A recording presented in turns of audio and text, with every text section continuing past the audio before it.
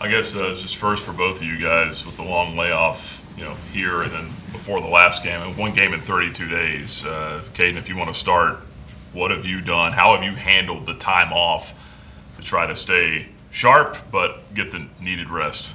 Yeah, I mean, of course, I think everybody needed the rest, just the mental getaway from football for a little bit. I feel like it helped us out a lot. That was something that we needed.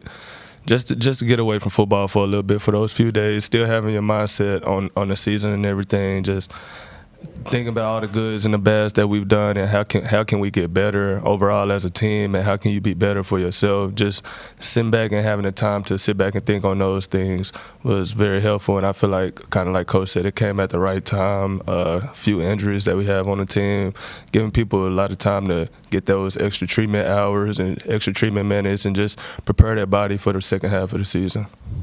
Like you said, one game in 32 days, and that's very unforeseen in college football. So, like Kaidon was saying, on the defensive side, we really just been trying to, working on perfecting our craft, not staying content, trying to get better and just keep getting hungry and climbing. Okay, now obviously a lot's been made about the receivers who've been kind of in and out of the lineup with injuries. Who are some of the guys who you feel like you've been building rapport with throughout a lot of this kind of up and down with the receiver? Can you repeat that? Yeah, with the injuries at receiver, Reese Smith's been out. Trent Sibley missed a little bit of time. What's the deal with the receivers? Who do you feel comfortable working on? I mean, I feel comfortable with all our receivers, just as long as they're healthy and we can trust their health at the moment. I mean, I feel comfortable with any receiver that we have out there on the field. I mean, Darius Copeland, he was a big guy that was helping us this year in the season. With him being out, Reese, he's always been one of those guys that we knew was capable of doing what he can do. He was just always hurt, and now that he's back, he had him a slight setback. I think a few games ago, but he should be back, and just having him back, having Dante Lee back, just Trayon Sibley, Tyson Mobley, all those guys, they're all capable of coming out and doing special things on this offense. At the beginning of the year, it was Sibley was kind of in the games at least. He was showing up in the stat line, and then you have that big game with Reese there.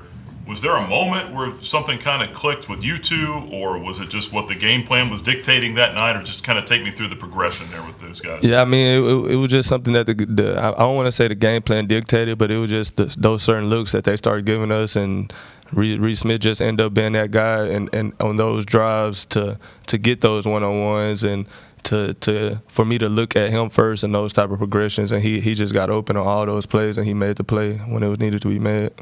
For you and for this team as a whole, everyone wants to compare to last year, right?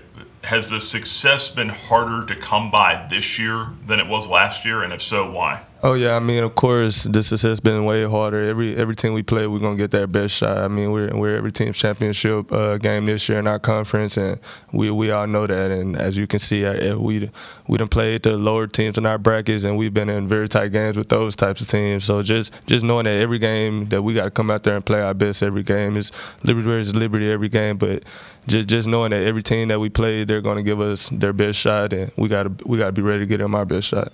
Whether that's just, you mentioned knowing that you're getting team's best shots. Obviously, you've been the starter for a while now, but for other guys who are getting used to more playing time, what's the difference between going into a game or going into a season knowing you're going to get a team's best shot and then actually experiencing how challenging that is? Yeah, I mean, you just it's all a mental thing. Just knowing that you got to go out there every game and give your best shot. Like, we're playing Kennesaw State. They're one of the lower teams in our bracket this week, but everybody knows that once we get out there, they're going to give us their best shot, and they might make plays that they never made before. So just understanding that those types of little things all matter in the game. We got to go out and practice how we play, and we just got to go out and execute the game plan and execute practice so we can have that perfect game plan, be able to take out those plays that we don't think will work or not comfortable with running and those certain types of things. We just all got to come together and be ready for any team at any moment. Is part of your growth as a quarterback understanding that and being able to help other guys along with that adjustment?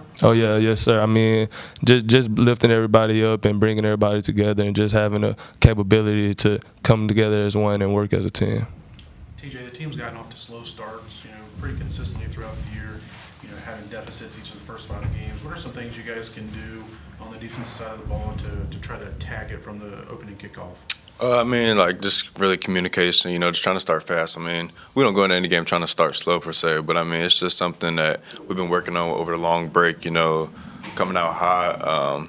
We have a saying like, get your piss out. So, I mean, we've been trying to work on that and just, as soon as the ball kicks off, just being out there and just giving our all. Is some of that done in practice as well, where you get used to starting practice fast? Is that something you do, and is there a carryover effect?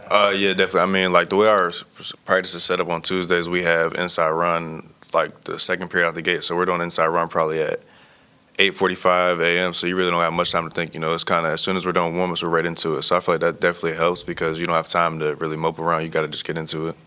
For both of you guys, as the season goes on, you guys keep this winning streak intact.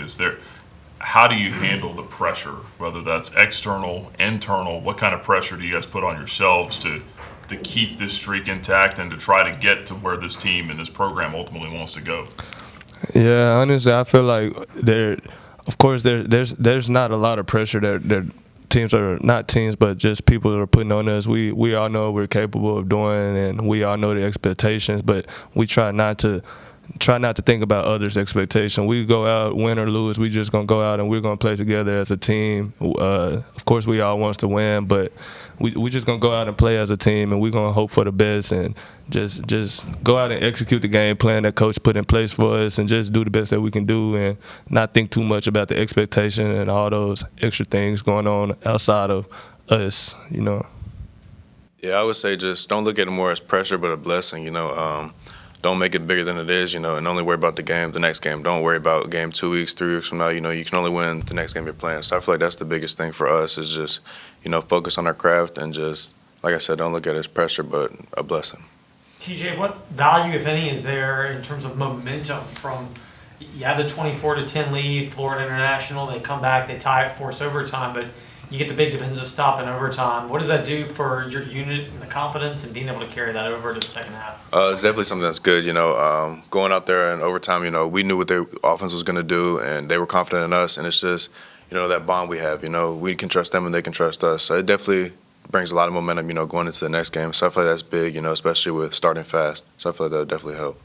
Kaidon, do you feel like this team has still another level that it can get to offensively? Has this team played its best game yet?